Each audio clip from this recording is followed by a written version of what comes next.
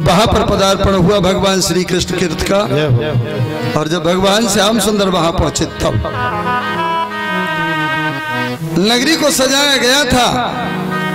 इस प्रकार से सजाया गया था कि कन्हैया आकर के नगरी की सुरंभता को, रंभिता को देखें। लेकिन भगवान श्याम सुंदर उनकी उस सुंदरता को, भौतिक सुंदरता को न देखते हुए आत्मिक सुंदरता देखने के लिए हमारे चितचोर की नजरें चंचल थी। उस चंचल चितचोर की नजरें चंचल थी। क्यों? क्योंकि विदुर जी महाराज को उनकी नेत्र देख रहे थे, ढूंढ रहे थे, खोज रहे थे। और विदुर जी महाराज को अपमानित करके निकाल दिया था। जिस समय विदुर जी महाराज ने ये सुना था, जब विदुर जी महाराज ने ये सुना था कि भगवान श्याम सुंदर आ रहे हैं संधि का प्रस्ताव लेकर के, तब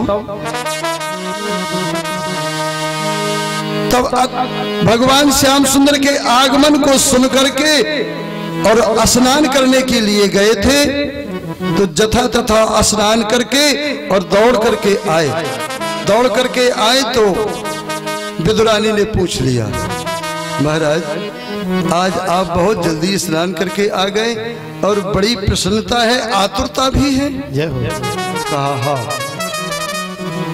तुम्हें मालूम नहीं है सुलभे, तुमको मालूम नहीं है आज हमारे कन्हैया आने वाले हैं। कन्हैया आने वाले हैं, हस्तिनापुर को दुल्हन की भांति सजाया गया है। उस समय विदुरानी ने कहा, नाथ क्या हम उनके दर्शन नहीं कर सकते? हमारी कुटी पर नहीं आएंगे? क्योंकि आप कहते हो कि कन्हैया हमसे बहुत प्रेम करते हैं, हमको काका कहते हैं, और एक बात और कहते हैं, एक रिश्ता और मानते हैं। आगे बताएंगे। एक रिश्ता और मानते हैं कन्हैया, तो अपने यहाँ आश्रम पर जरूर आएंगे, ऐसा लगता है। वाह, उस समय विदुर जी ने कितना सुंदर जवाब दिया। देखिए विदुर जी उस समय निकले काफी वर्ष, यानी विद्वानों का मत है कि 12 वर्ष बीत चुके थे। 12 वर्ष बीत चुके थे। और जिस समय विदुरानी ने यह प्रश्न किया कि अपने घर नहीं आएंगे, अपनी कुटी पर नहीं आएंगे, अपने आश्रम पर नहीं आएंगे, नेत्रों से आंसू की धार बहने लगी विदुर जी ने कहा देवी हमने अभी इतनी तपस्या नहीं की है, हमने अभी इतना व्रत नहीं किया है कि वो कन्हैया श्याम सुंदर हमारे यहाँ आ जाएं। हमने अभी केवल 12 वर्ष ही तो तपस्या की है। हमारी इतनी तपस्या कहाँ है कि हम विपिन के आश्रम में और भगवान श्याम सुंदर आ जाएं? हाँ, उनकी कृपा अगर हो जाए आ जाए, क्योंकि यह गुण साधन ते नहीं होई। बाबा तुलसीदास जी महाराज ने कहा कि यह गुण साधन ते नहीं होई और तुम्हारी कृपा पाए कोई। अगर उनकी कृपा हो जाए सब कुछ हो सकता है। चलो दर्शन करेंगे। और दर्शन करने के लिए गए। भगवान श्याम सुंदर का रथ आ रहा है, सनय सनय धीरे धीरे।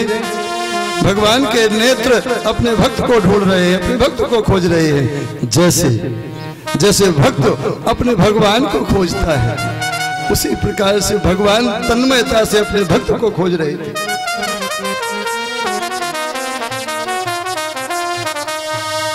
एक भीड़ में एक कोने में खड़े हैं बेचारे दोनों दंपत्ति। यहां से भगवान श्याम सुंदर का रथ जा रहा है। सुलभा ने कहा, नाथ इस भीड़ में हम कैसे दर्शन करेंगे कन्हैया के? हम बहुत पीछे हैं। देवी आप चिंता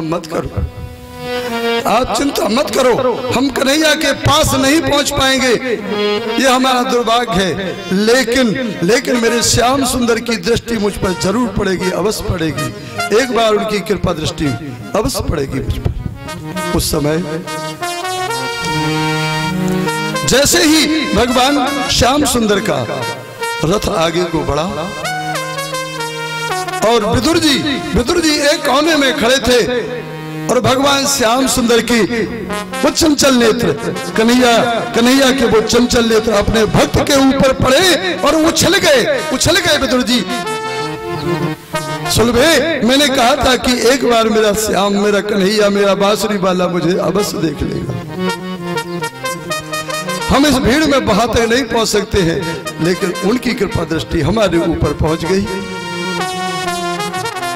सुलभा, एक काम करो ना, इसी वक्त तुरंत चली जाओ, घर चली जाओ। क्या करेंगे? कन्हैया कहीं ऐसा ना हो कि धोखे में पहुंच जाए वहां पर और उनकी